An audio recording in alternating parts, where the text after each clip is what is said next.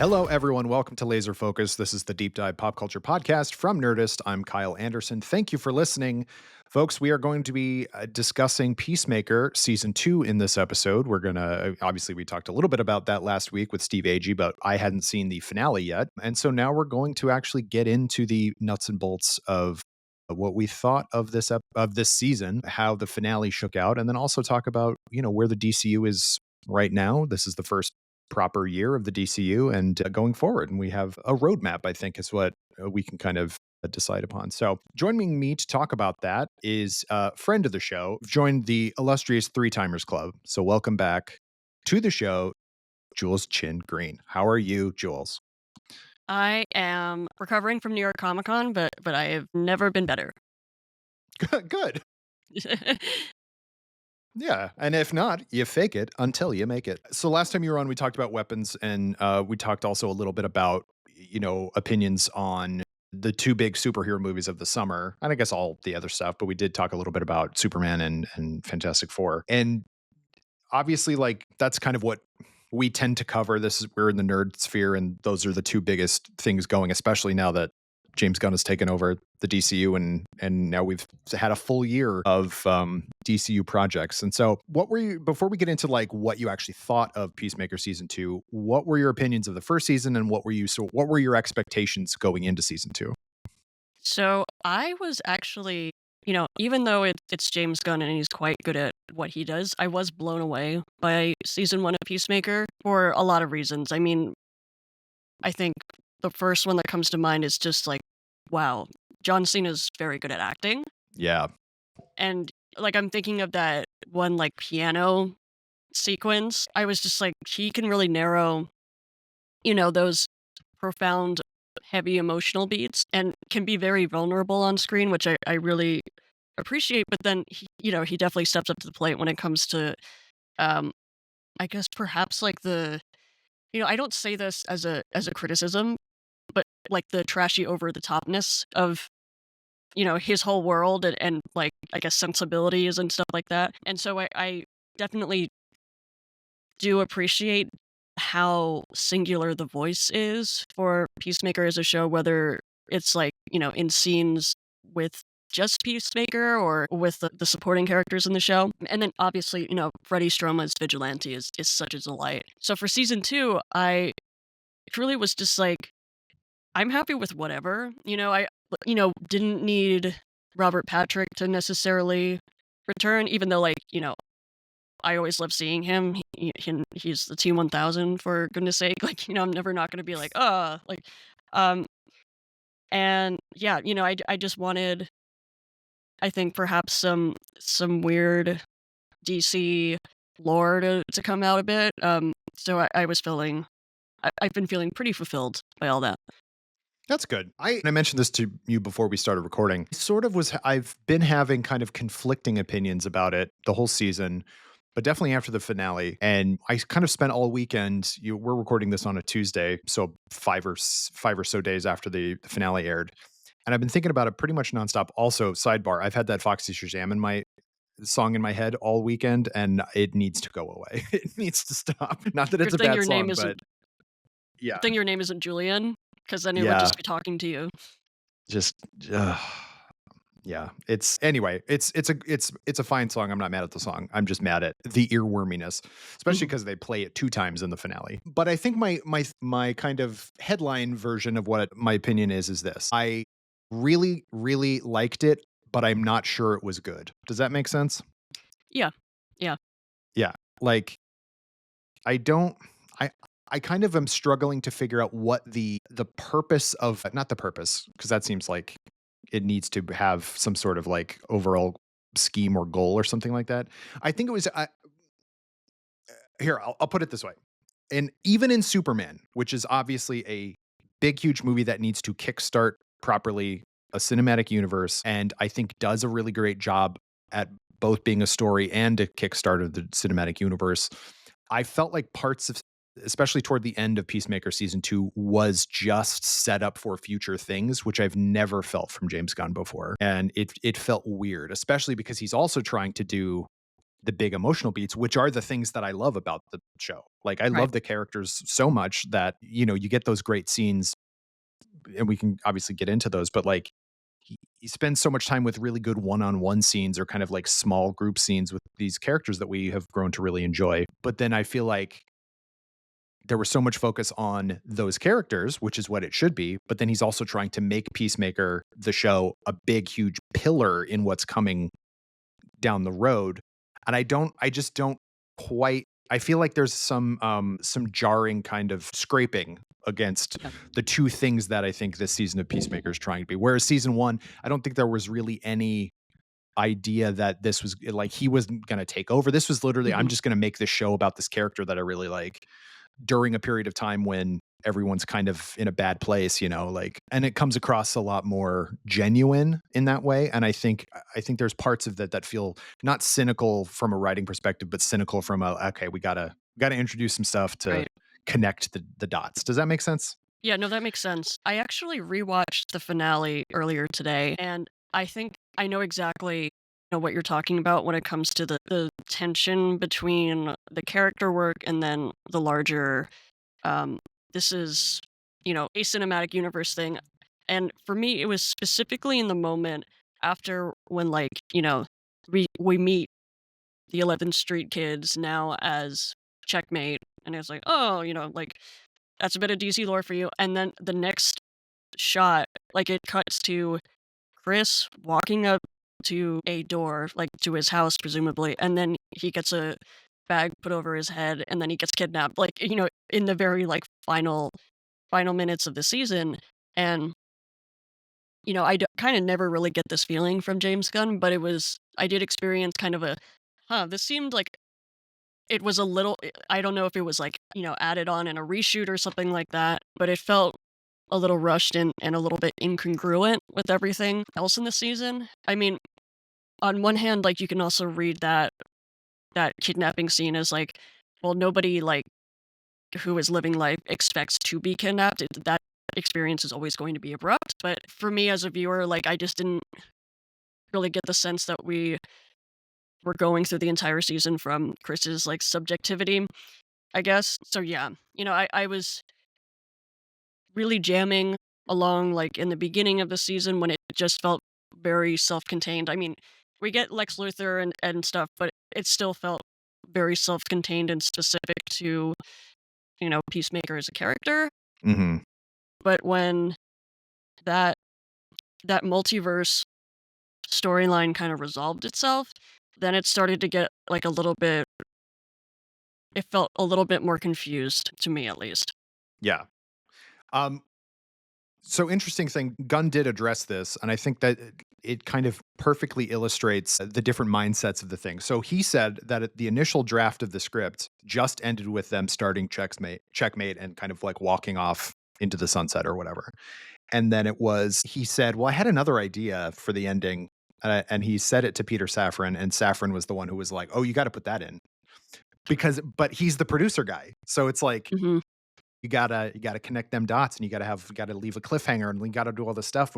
Whereas I think it would have been much more narratively satisfying without that scene. And it also just leaves it on like a, well, now what? And then, you can tell me all up and down that, all of this is very integral to going forward. But it's like, you haven't announced a Peacemaker season 3. Is it going to be a checkmate show? Like, is it going to be like and Gunn has also said that the group checkmate is going to be like like a major kind of team, along with Argus and one of the other ones, like as like factions or whatever that you see Mhm. throughout the DCU, and that's good.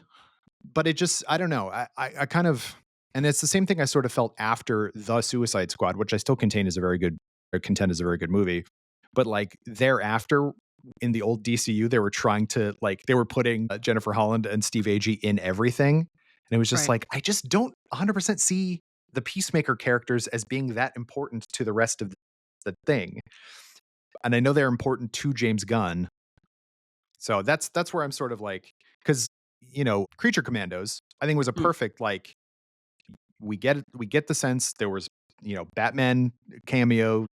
Clayface was a kind of a major character. There were all these things, but that to me felt much more like this is their wing of the DCU, and that's fine. Other than Flag being in the continuing feature, it's not like we're going, and now Dr. Phosphorus is going to be the main focus.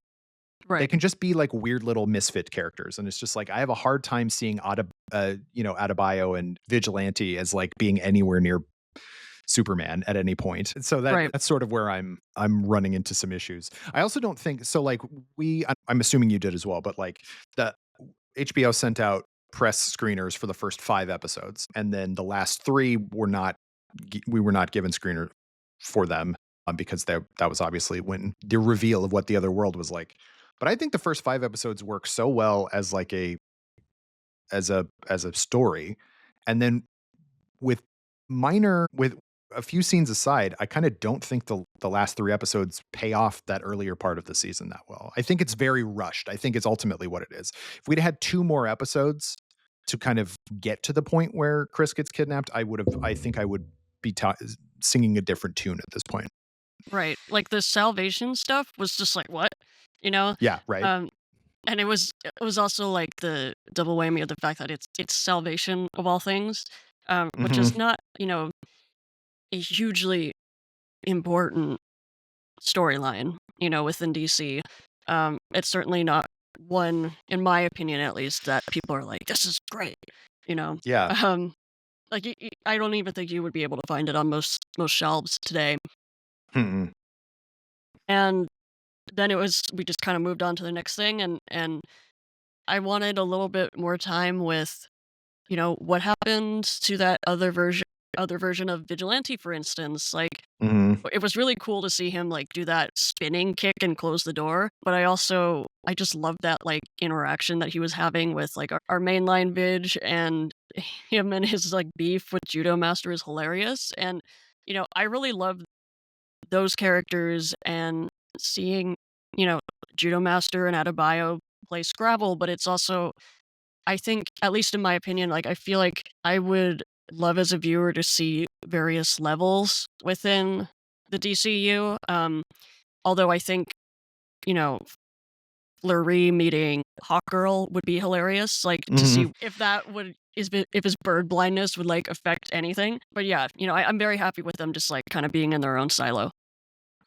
Yeah, it's a weird thing when you're building a cinematic universe because you want everything to be connected and you want the opportunity for these characters to meet each other. Like I was sort of excited for the seeming variety of all these projects that were announced, and like but to know that like this one leads directly to this one, which leads directly to this one, it's just like that to me is less exciting, and it's a little more like when I was starting to really feel MCU fatigue was when it was like if I don't watch this, then I won't understand what's going on. And it's just like we cover this stuff for a living, and it's still just like it's a lot to have to cover, It's and to homework. watch.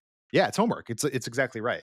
And so I don't ever want the DCU to feel like homework that much because I am enjoying it so much. And we'll talk about it like going forward. But like the fact that Lanterns is the next thing, I'm like, great, give it. You know what I mean? Like I'm Mhm. very very excited about it.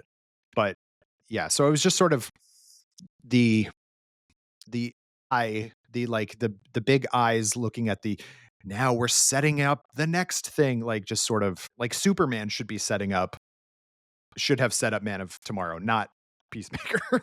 Right. That's sort of where I'm at with it. Which is not to say there wasn't things to like about Peacemaker, but like the fact that I don't know, Chris Smith just is just a weirdo. Like he's a Yeah. misfit. Like he shouldn't be part of the Justice League. Not that he ever will be. We don't know, but like he's not one of your pillar characters. I wonder, I hope I'm not, like, just wishfully making this up, but I'm pretty sure, like, Gunn is a big fan of Justice League International. Oh yeah, huge. Okay, good. I'm not just, like, completely delusional then. I'm also a huge JLI person, and part of me wonders if it's because, what the beauty of JLI was in the late '80s was that, it gave all these, B tier, B to C tier characters like, Ted Kord's Blue Beetle, Doctor Fate. I mean, like, people love Doctor Fate, but like Doctor Fate's not, you know, one of the biggest characters. Yeah.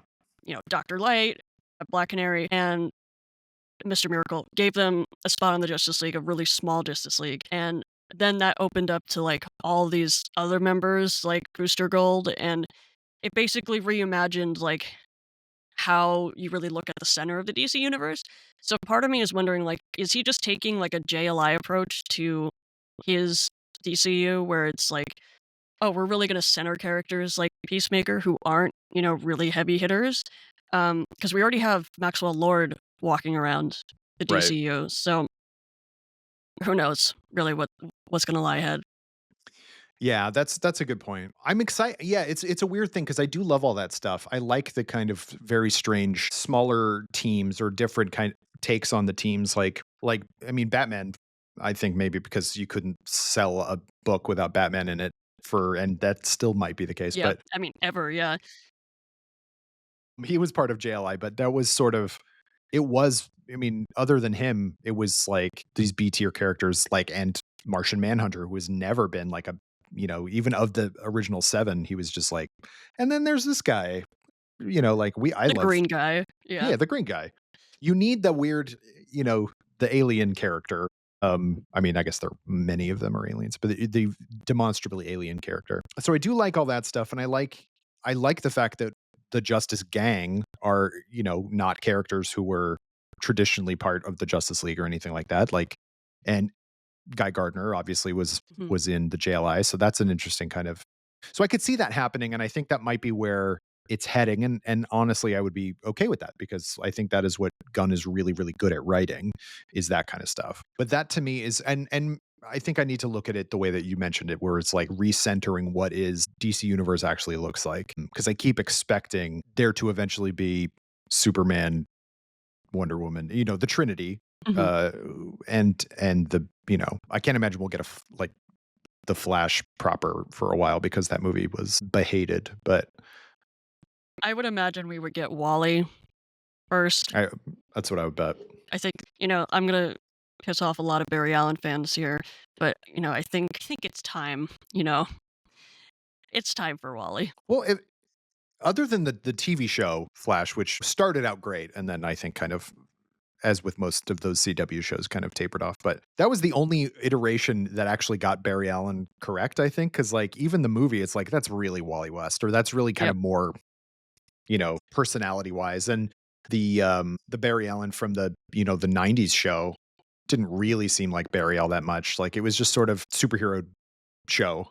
I mean, I Right. like it, but so I feel like Wally fits in much more with the kind of characters that Gunn likes to write Mhm. anyway. And also he wears his influences and his like likes on his sleeve.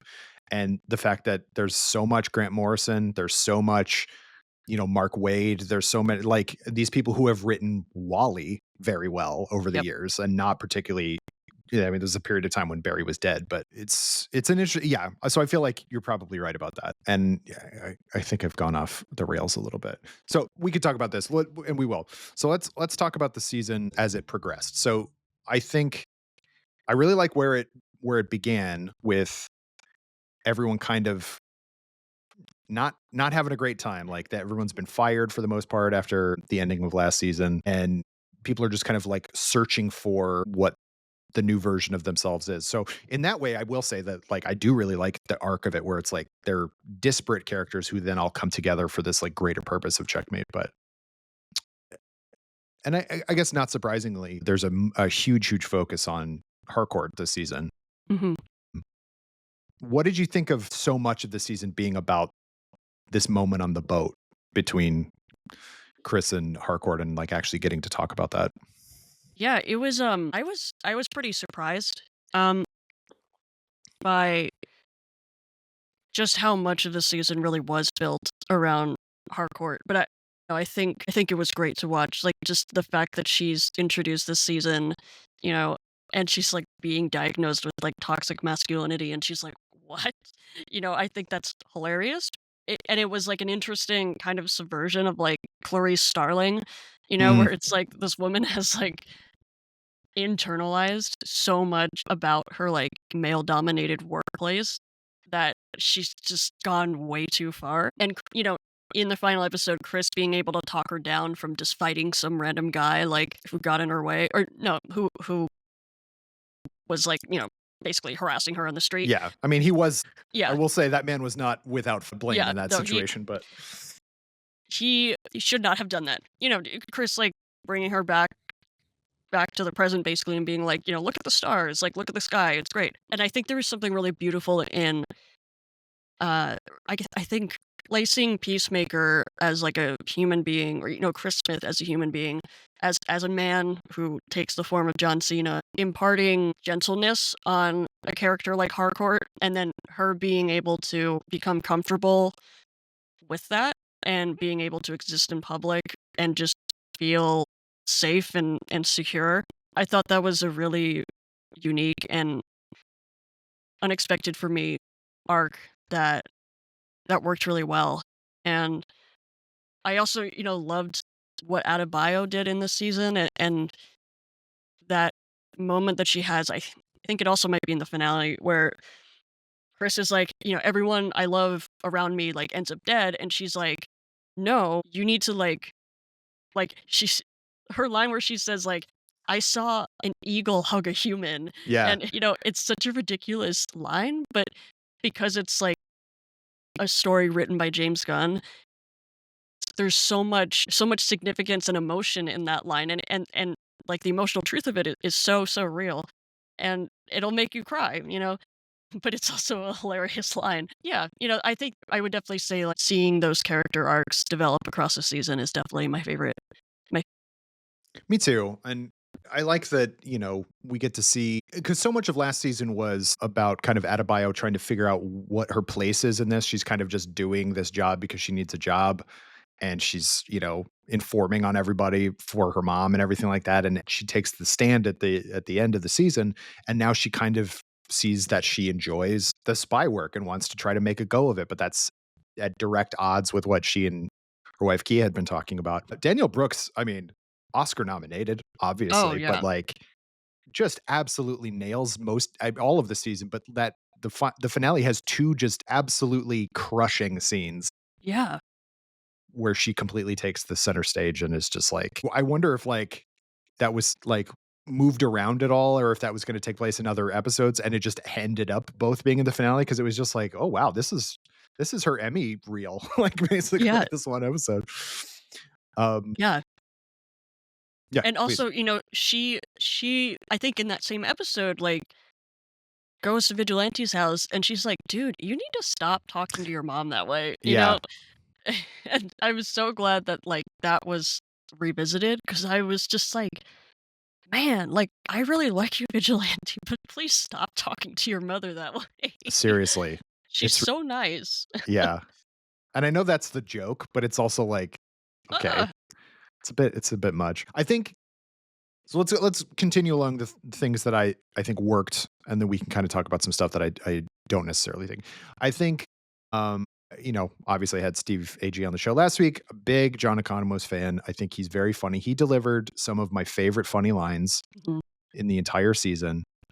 I mentioned this to Steve Agee himself, but in the scene where he's tied up and he asks Eagly to get me out, and he brings him a piece of string, and it's Yeah. just like the stupidest thing. And he just like leaves it there all proud and goes back to the fridge. It's just like it's such a stupid joke, and I really like it. But I do like that he's like such a coward, and that's like what he says, and he's just like, well, I'm still gonna work here, even though they didn't fire me, so I'm just gonna keep working.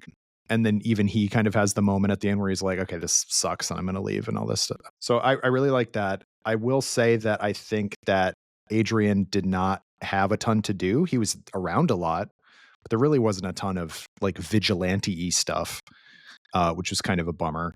And I also, in terms of new characters, think that like Flurry aside, I don't think we got to spend enough time with Sasha Bordeaux before she kind of joins the good guys. And I legit don't understand what Red St. Wild's whole deal was. Why was he in the show other than Michael Rooker needed a job? I just don't get it. I think, you know, not I don't think I can give much of an explanation for it, but I think I enjoyed his presence because it was so he made everyone else seem normal, you I know? mean, Because that's true. Yeah. and it was amazing to do in a show like this because, like, we go into, like, Earth X, Chris's house, and he has, like, all this weird furniture and stuff like that, but Red St. Wild, in contrast, still looks, like, pretty normal. So that's, I think, probably the best explanation for why I think he exists in the season beyond Michael Rooker.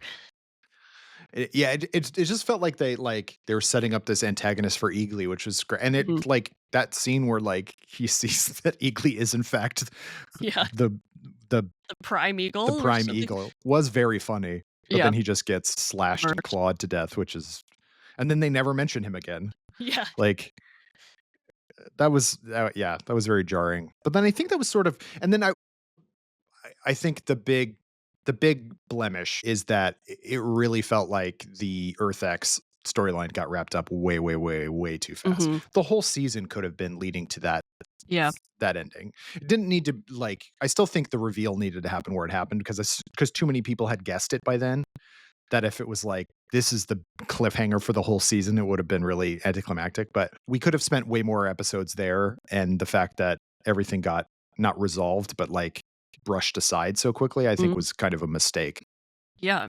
Like, I wanna know, I mean, I would imagine if I was in Adebayo's position and I was chased down a white suburban street by a bunch of, like, bloodthirsty racists, I would my therapist would be hearing all about that. Yeah, And I'm sure, like, she and Judo Master got to, like, commiserate with each other a bit. I'm really curious as to what Judo Master was, you know, observing and experiencing. But yeah, it was a little bit of like, I don't think this is something you can really, just brush aside like that. yeah, I would also like to know, like something that was just like haunting me was just like, so we're just gonna let like the other people of color in this world languish, you know? right.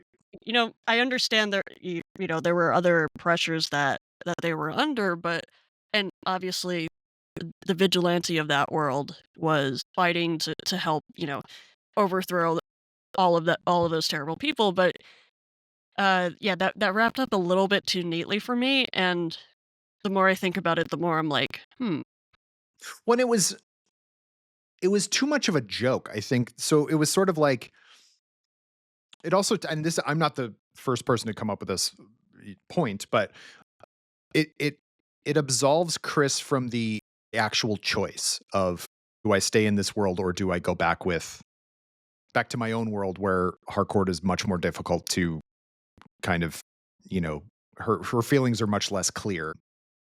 I think if it had been positioned as like it's my dad and my brother whom I had to kill twice, you know what I mean? And mhm, now I have to choose between this and like whatever.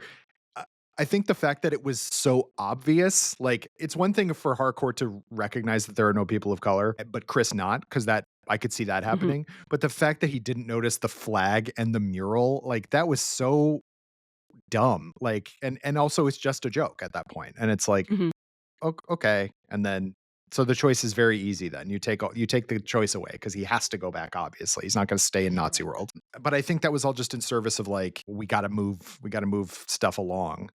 right, But I think that was my biggest kind of gripe about it because we spent so many episodes with him going back and forth and him like kind mhm, of decide, the moment I'm like, I'm gonna just live here now. And then it's kind of undone by the beginning of the next episode, but really the end of that one episode, like where they go in to get him. And it's not I'm not saying that scene between John Cena and Jennifer Holland isn't great because it really is great. Like a really, really mhm, well acted scene, well written scene, everything like that's it's very realistic. But then it's amid this kind of nothing burger of a plot line right, ultimately, which it didn't need to be.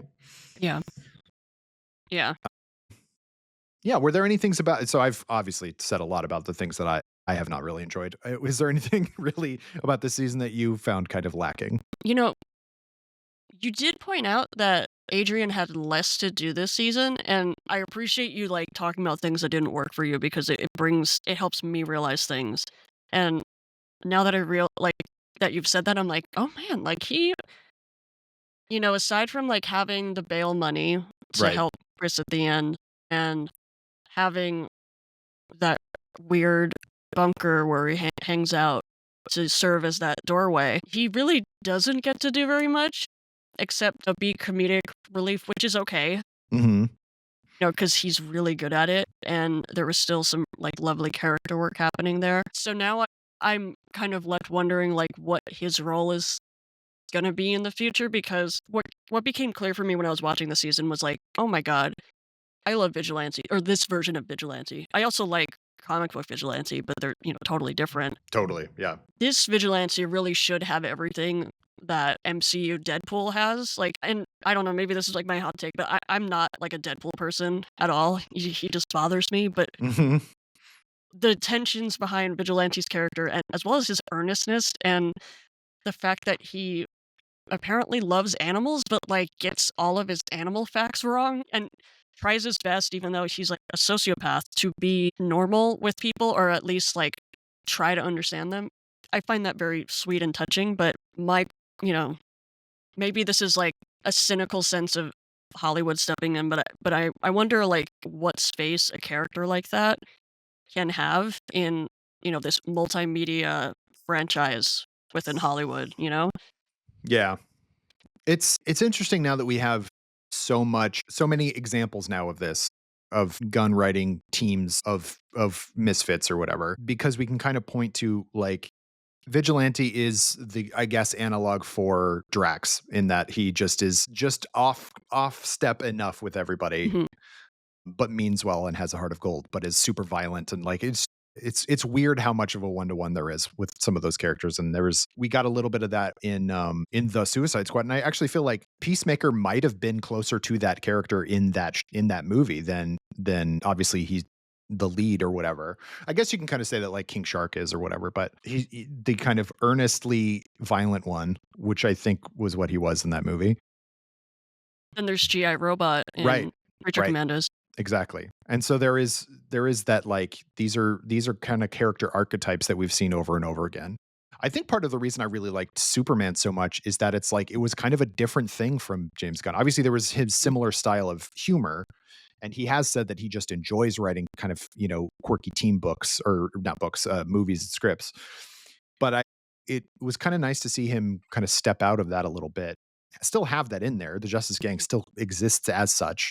The news team is still kind of in that vein as well, but having it much more focused on a singular character, I think really worked, because mhm. I think that you run the risk of that the more times that you do it, of just sort of being like, we've seen your tricks before kind of thing. Right, And I agree with you. Like, where does Vigilante fit in the greater DCU? It's like, I, and it makes even less sense for Team Peacemaker to like join in on a big team up movie than the Guardians did in Infinity War, right. because at Yeah, least they had some tie to the villain, whereas in yeah. this, I simply don't know what's going to happen. I mean, I'm a little a little thing that I would love to see take place in the DCU is that it's been long speculated by fans that, in my opinion, the worst Teen Titans member in history, Danny Chase, he is such a twerp.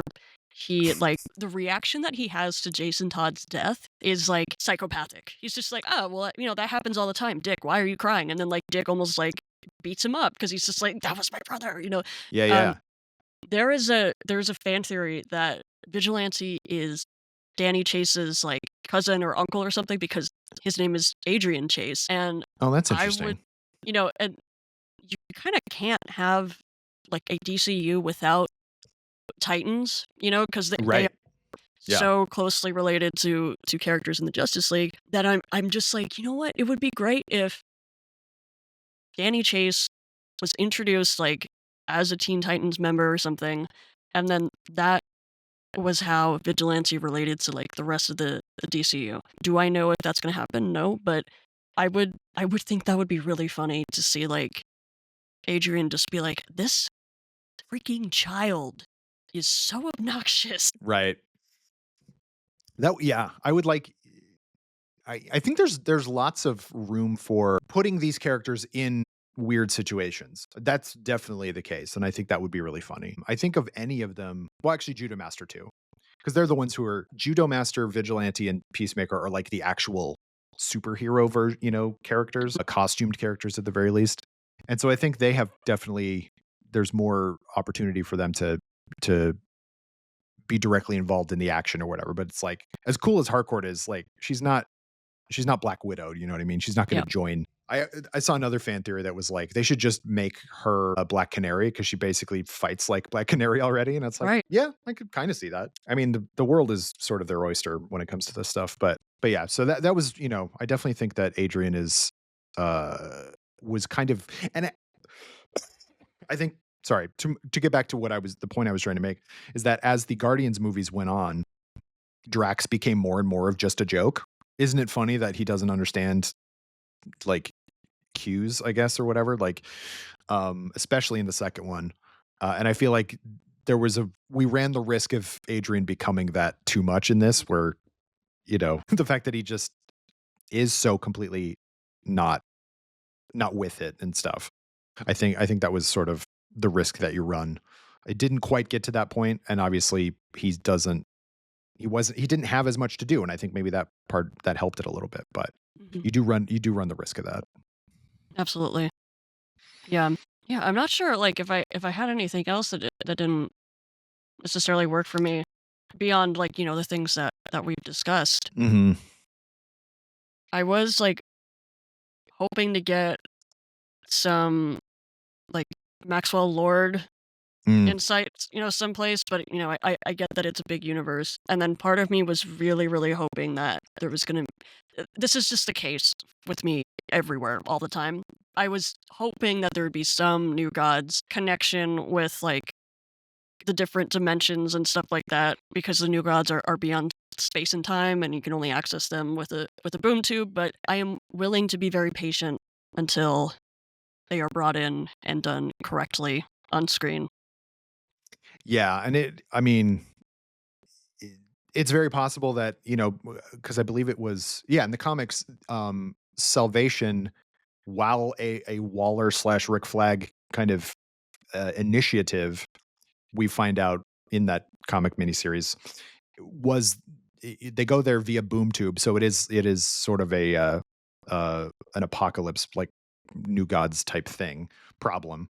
I think Darkseid kind of then takes over or whatever. So that's an interesting concept. We don't know what that monster was. In Mhm. the comics, that place, Salvation, is literally where I almost said Demogorgons. Is that what they're called? Demogoblins. No, what are they called? Parademons? Parademons. Oh my gosh. Thank you so much. There are too many things that sound kind of the same. Yeah, yep. Thank you, parademons. That's where they train, and they train it by fighting Mhm, monsters. And so when they send the supervillains there, eventually the parademons show up and like want to fight them and stuff like that. So mhm, that's interesting. We'll see if that kind of becomes a thing. But I do agree that eventually, if you know, chapter one of this is gods and monsters, Superman's not a god mhm. or a monster really, but definitely not a god. So I think we need to assume that there's going to be a new gods thing on the way at some point. For sure, I mean, we do know that, the Authority are on their way, and Apollo is, within Mhm. the image of a god. Um, and then Midnighter is certainly more on the monstrous aspect, and we obviously already met the engineer, but I'm just really, really, really hoping that we'll get that perfect dichotomy between gods and monsters with the new gods, and also with, like, Orion specifically. He's my favorite comic book character, Mm. and he's both of those, you know, he is both god and monster, and he is my special guy that I think James Gunn would be great with. Yeah. Well, I think there's obviously a lot of room for that, and I think that would be I mean, because there was that fleetingly short period of time when we were gonna get an Ava DuVernay New Gods movie, which would have Yep. been really interesting, which has obviously since gone away. So, it's always worth, I think, revisiting, like, what's coming down the pike in terms of films and TV, and we can kind of, like, figure out what to expect from some of the stuff. So, obviously, the next thing in general to come out is gonna be Lanterns, which is gonna be early 2026. They don't have a date exactly yet, but that's supposed to be I'm assuming it's probably gonna be February or March 2026. That's gonna be my guess, and it will apparently have some connective tissue to Salvation. That's the kind of stuff that they've been talking about this week, which is I think will be kind of interesting. I forget if we've talked about this before. Are you a Green Lantern comic fan or yeah, Yeah, me yeah, hugely here. I have my weird, like, niche lanterns, like Liesel Pond, the sentient, smallpox virus. There's a Green Lantern, I'm always and am just like, "So when's Liesel Pond gonna show up?" And people are like, You're just making stuff up." I'm like, "No, he's real. He's real. I've seen him. He's in maybe 3 panels." It's still such a fun idea, and there's obviously, like, there's room for that. I love the fact that not only are we gonna get Hal Jordan and Jon Stewart, but we know that we're going to get Sinestro, and I think Yes. that's a really cool idea is, like, make how can you ground Sinestro? Because his name is literally "I'm a bad guy."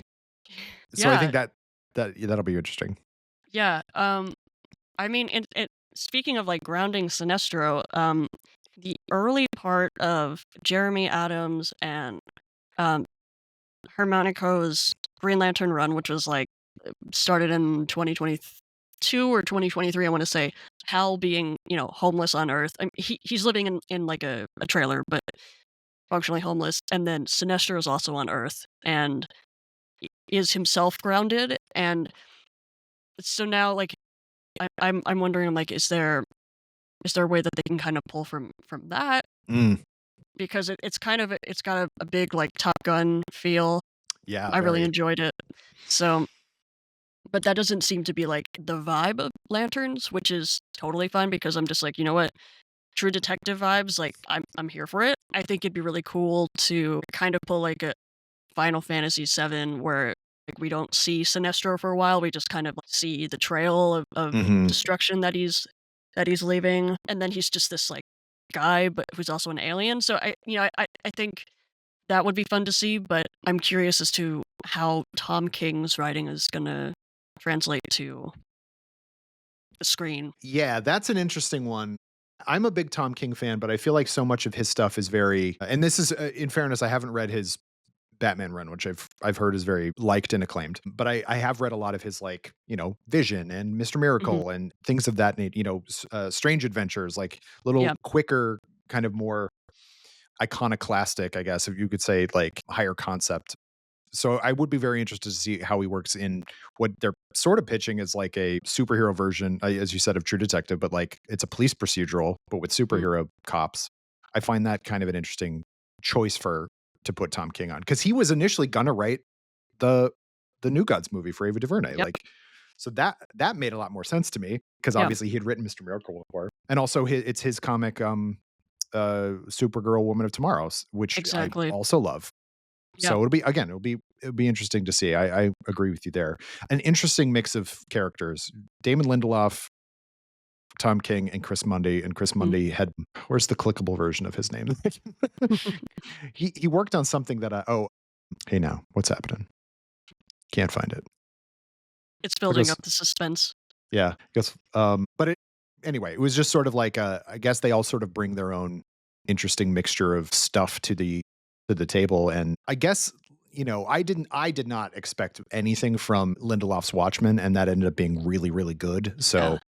I definitely do not count him out. He Chris Mundy wrote did Ozark and he did True Oh, Detective, but he did okay. Ozark. Okay. Yeah.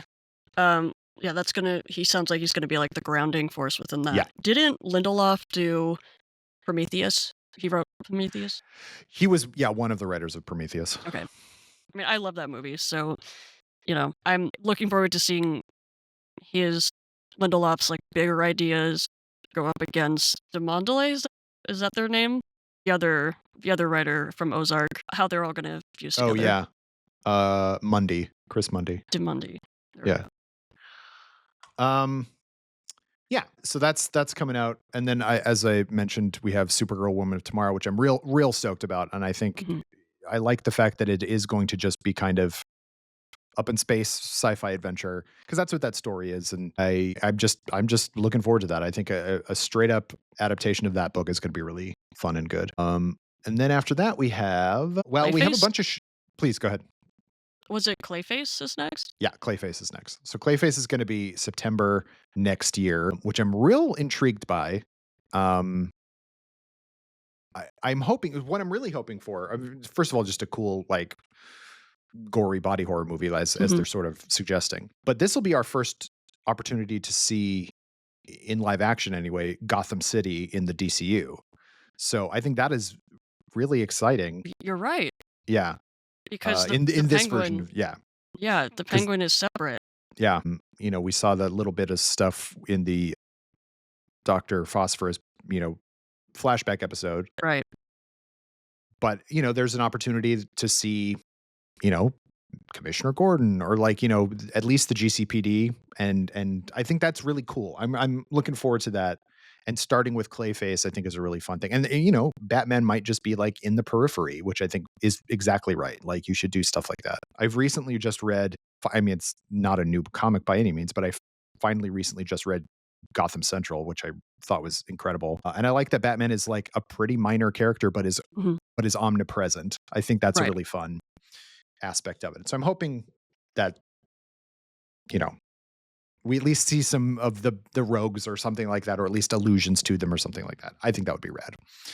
Yeah, or, as you were saying before, like, various factions within the DC Mhm. universe, like, Gotham City always has a bunch of different factions going on. That's part of why I really love it as a location because regardless of what is going down, there are always going to be really weird people coming up with their own really weird groups that are terrorizing people. Yeah. Um, or, like the girls are getting together and just like absolutely wailing on all of the, ne'er-do-wells of the night. Yeah, and I think, it's time for Clayface to get his due. Um, Yeah.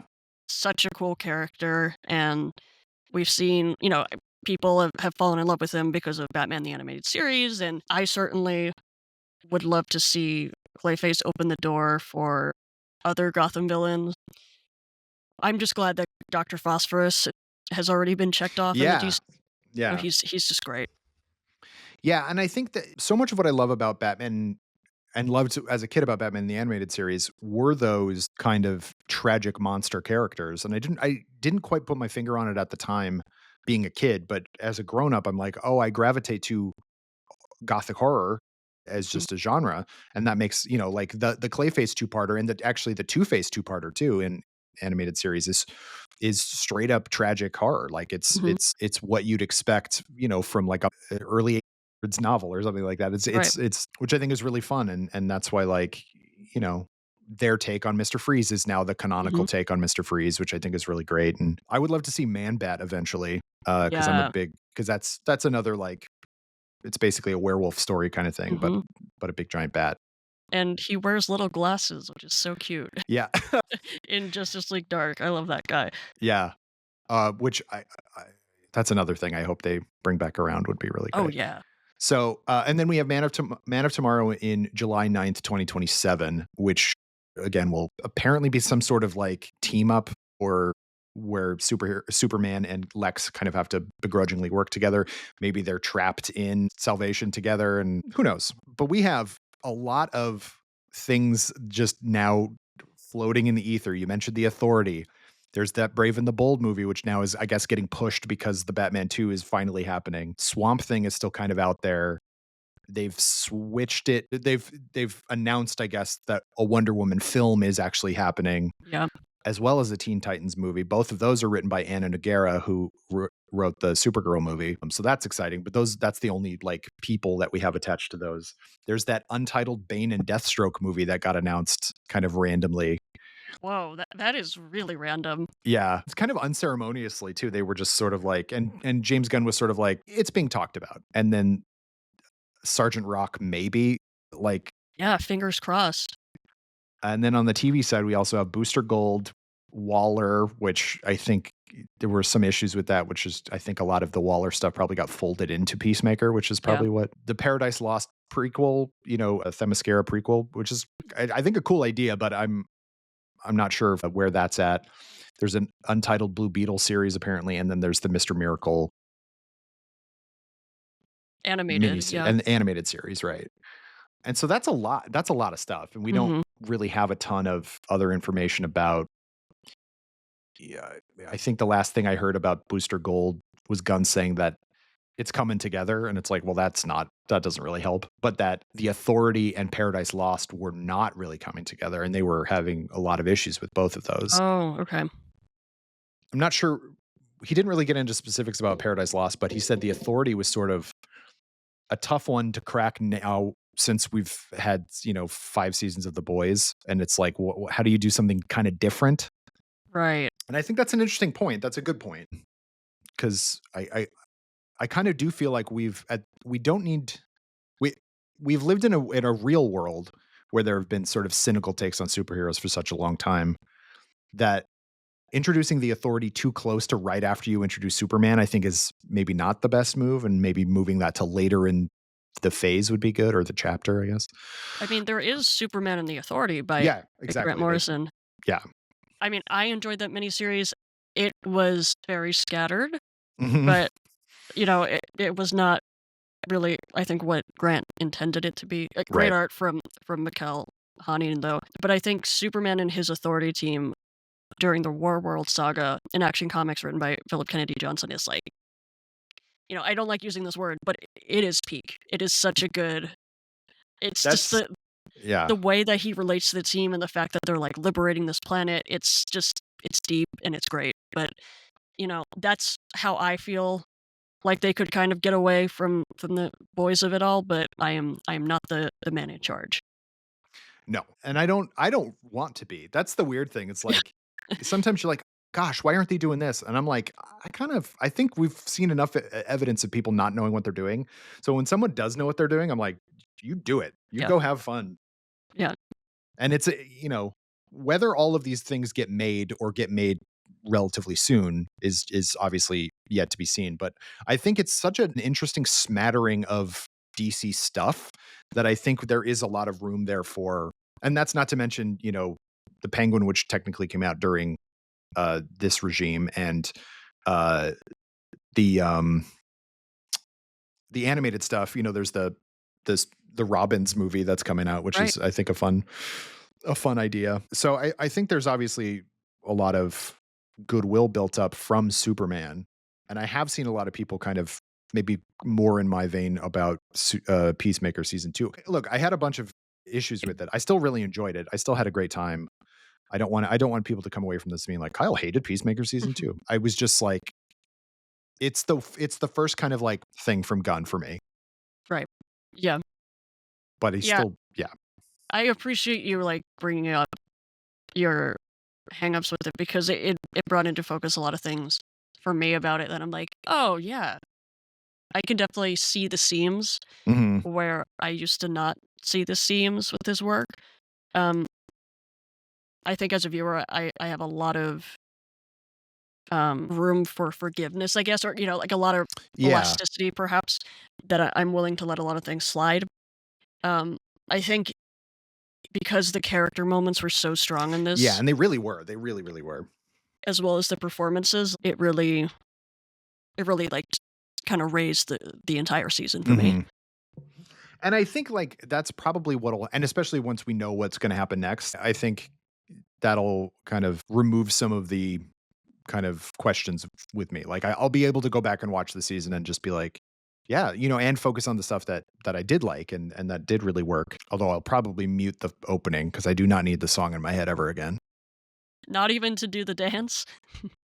No, I do say I will say that I think the dance in season 2 is incredible, and I love it every time. I think the Wigwam song in season 1, I do think is a better it's a more it's a song I like to sing more than this Julian song that's constantly in my brain. Yeah, so before we I guess wrap up, do you have any sort of hopes going forward now that we have these now that I guess know what's going to happen with at least the main storyline going into Man of Tomorrow? Like, what are you hoping for? What does this kind of leave you? What was your lasting impression of the end of this now that you've watched it a couple times? I hope that, we'll see more of Fleury's bird blindness and just Tim Meadows in general. Also, like, that character is hilarious to me because the cat that I had in high school, like throughout middle and high school, his name was Fleury, and he was being a cat, was obsessed with birds and watching birds. That's a So weird it's coincidence. yeah, it's just I never thought I'd live to see the day. And I hope we get more vigilante and that, a lot of the characters will have a good time going off into the sunset. Part of me really wants for like all that screaming in Salvation to be like someone like Calabac or from Yeah. Apocalypse, like just some really weird creatures, kind of like Marvel's Savage Land, to just be like just a little bit out of frame Hmm. and to get just continuously getting more and more weird. Um, as James Gunn is like not afraid to do, especially even in a movie like Superman, he was like, okay, we're just gonna have like this tiny little alien be released upon Metropolis, and he's gonna grow huge. But he's also gonna like spit fire very briefly, which I thought was hilarious. So yeah, I think that could all be summed up as just I want things to get weird, Yeah. and I want people to for the characters to have feelings and to talk about their feelings. Which I think we're gonna get that because that is James Gunn's bread and butter, which is great. We didn't even mention the kind of action sequences this season, which were fewer and farther between, I Mhm. think, than I was expecting. However, turned out to be a bad thing. But the Chris's like takedown of the Sons of Liberty was Yeah, really good. Like it was a yeah. cool action sequence. Even as I was watching that, I was like, these people seem nice. And I don't know if that's like their genuine concern over their like fellow people getting killed, I think was like, oh, I don't want that. And then it's like, obviously that's the point. And I also think that whole sequence in the finale where they're in Candyland world with the imps killing, Yeah, chewing on them was incredible. Like yeah. and awful and like horrifying, but I do think it was actually really funny. And Judo Master being like, "I've only, like, electrocuted 4 people in a pool before this," or, and then Yeah. he's like, "I just set a new record for myself." That was the best electrocution scene I've seen in a maybe ever. Like, Truly.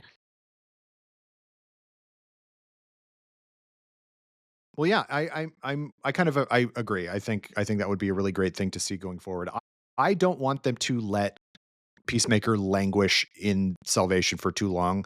I am too invested now in his relationship with Amelia Harcourt to have it just be like, well, they never see each other again. Like, I can't imagine, or I just don't want that to be the case. So whether it's Peacemaker season 3 or if it's some other named thing before that or whatever, I just want that resolved relatively soon. I 100%. do.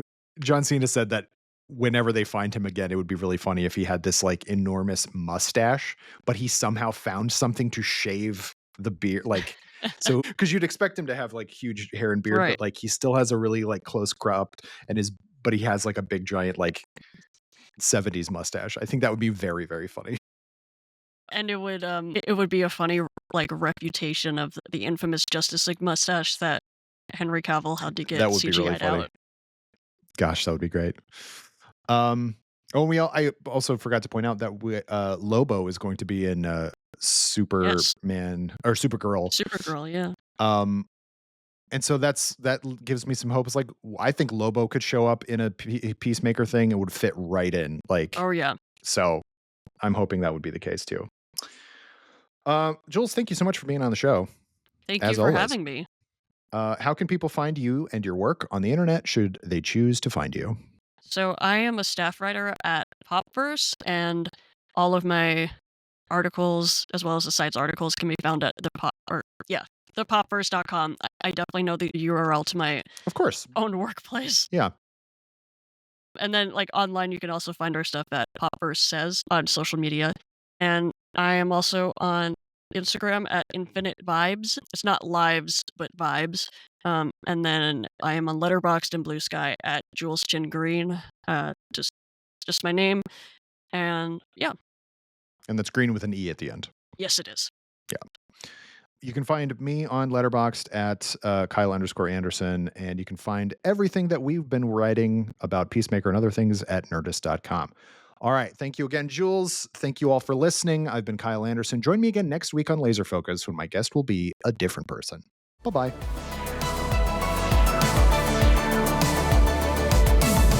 Laser Focus is a production of Nerdist Industries and Legendary Digital Networks. It was produced, edited, and hosted by me, Kyle Anderson. For more, visit Nerdist.com.